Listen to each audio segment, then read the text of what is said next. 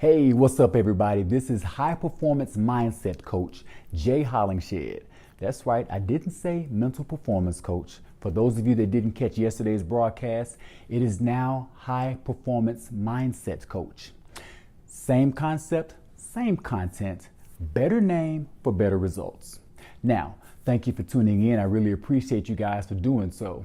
Today is day 27, and this is also Friday, sixth day of the week, in which we cover pillar number 6, which is stress management. Now, this is day 27 of my 7 pillars of mental performance in 365 days. Let's go into the stress management part of it. Stress is a part of our body's natural defense mechanism. To override our brain's natural response to stress, we have to internally shift from fight or flight mindset to analytical mindset, or a mindset where we're analyzing. Now, here's how our stress begins. Our brain perceives something or someone or whatever. Our brain perceives a threat, and our brain notifies our body. Our body responds to our brain's alert with physical and emotional responses. Those physical and emotional responses range from sweaty palms, an elevated heart rate, or you have depression, anxiety, things of that nature. Those are your physical and your emotional responses. Now, anybody that is practicing mindfulness and practicing mindfulness for awareness, they'll be able to recognize these symptoms, whatever the symptoms are, as they are happening, and mentally pull themselves aside and say, wait a minute, hold up. My body's doing a little something different. My body's doing something wrong. So let me stop and analyze what is it that's taking my body and my mind from my normal mode and trying to force me into fight or flight mode. Usually there are 3 common instances. There are tons of them, but the 3 most common that we run into that try to force us into fight or flight mode. I'm gonna give them to you. First one, trying to control what we cannot. Trying to control what we cannot control. Here's an example of that.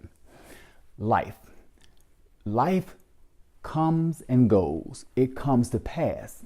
The issues and problems that we have in our life, it's like a conveyor belt. It's coming, it comes to us, and it passes. Things come to pass, just like the saying goes. Now, on that conveyor belt that's coming and passing, there are problems. There's a problem coming down the conveyor belt. We see that problem. We look at it. We say, oh, a problem. Look at it. Oh, and my name is not on that, so it's not my problem. However, we see somebody else's name on it and we look down at them. We know they got a problem coming. So what do? This right here, we stick our nose in it. We grab it, and the minute we touch it, it becomes ours. It's our problem. But here's the thing. Problems don't happen to us. They happen for us. They happen for us for a reason. There is a growth-oriented reason in the problems that come to us. So there is a learning process in that. And so that problem that was meant for somebody else, that problem has everything in it that's needed, and it's catered to the other person. So the other person that's not expecting that problem, but will eventually get that problem, that person is already equipped with what is needed to handle this problem. You, however, being that it's not your problem, you grabbed it and you are not equipped with what you need to handle it. So you're trying to control something you cannot control. Therefore, you are getting stressed out. So what do you need to do? Let it go. Stop trying to control what you can't control. Let it go. Let it pass. It came to pass. Let it pass. Let it go. It's not yours. This right here is not a hand. So we can keep our nose out of other people's problems and keep our hands to ourselves. Stop stealing other people's problems. Now, first one was trying to control what you cannot. Second one, keeping your to-do list in your head. That's a big problem for a lot of us. keeping our to-do list in our heads. When we do that, we are taking up a lot of brain space, and we're using a lot of energy. Here's the thing. Energy is our emotional currency.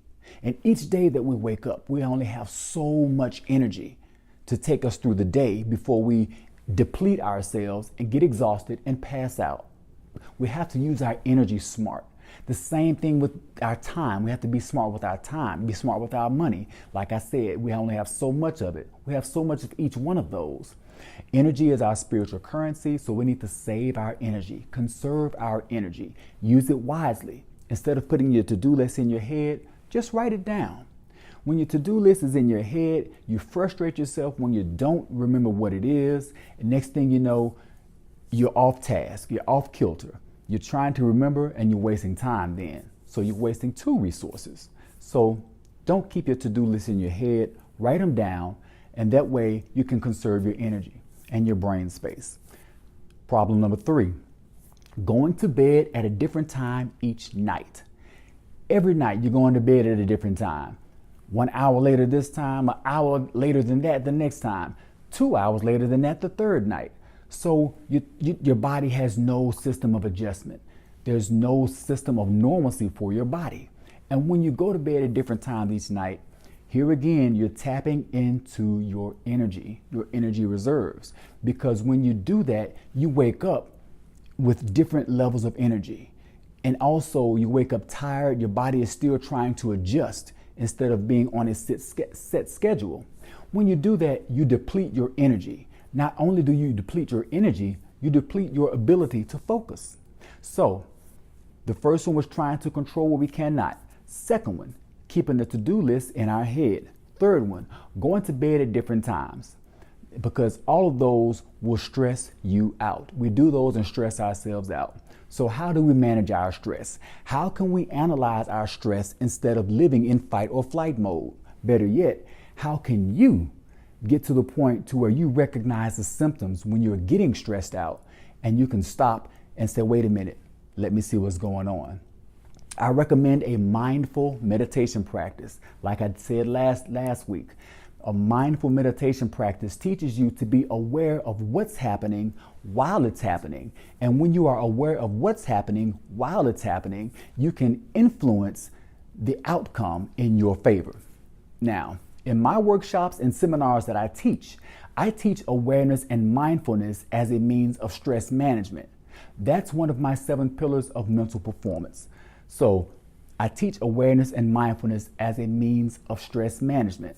And those that enroll in my annual coaching program, and they have access to me for an entire year, I train them in my 7 pillars of mental performance. And not only that, being that they are professional performers, I work with them and coach them through their situations through that entire year.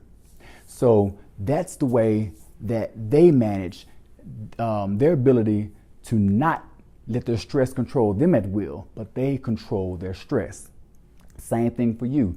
If you want to manage your stress at will and develop a high performance mindset, inbox me. Let's talk about it.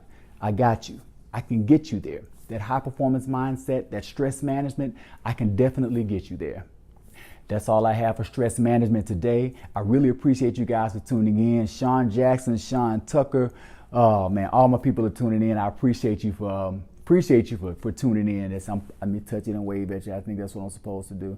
One more. Let me see. What is that? What is that? Touch. Yeah. All right.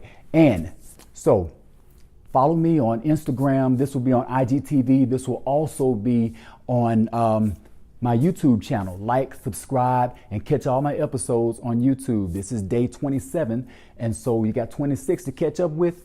Like and subscribe on YouTube. Share this video. Tag somebody in it. I appreciate it. As always, thank you so much for watching. Be well, stay blessed, and through love, be a blessing. God bless.